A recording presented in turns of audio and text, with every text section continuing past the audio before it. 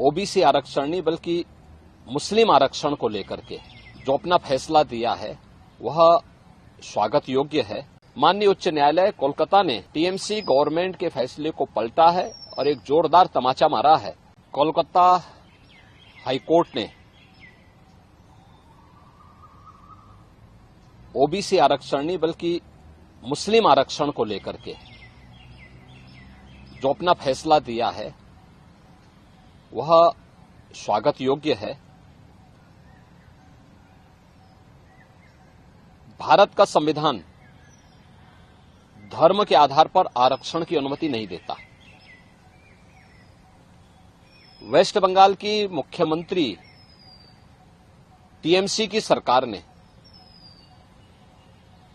राजनीतिक तुष्टीकरण की पराकाष्ठा पर चलते हुए सन 2010 में 118 मुस्लिम जातियों को जबरन ओबीसी में घुसेड़ करके उन्हें ये आरक्षण दिया था।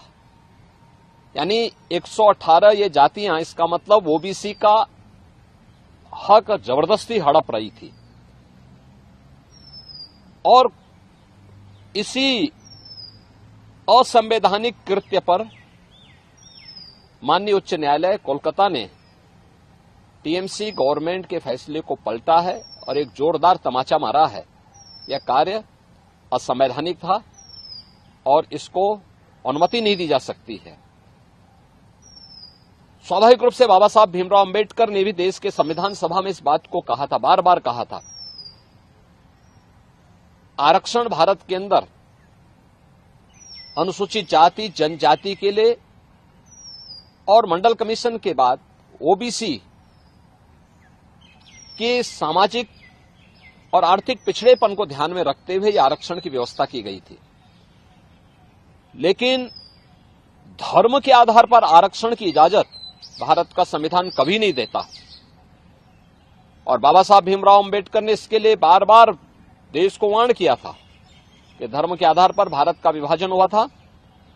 हमें फिर से कोई ऐसी स्थिति नहीं पैदा करनी चाहिए जो उस देश को विभाजन की ओर धकेले। और मुझे लगता है कि यह फैसला एक नजीर बनना चाहिए। यह फैसला जो कर्नाटक के अंदर कांग्रेस की सरकार ने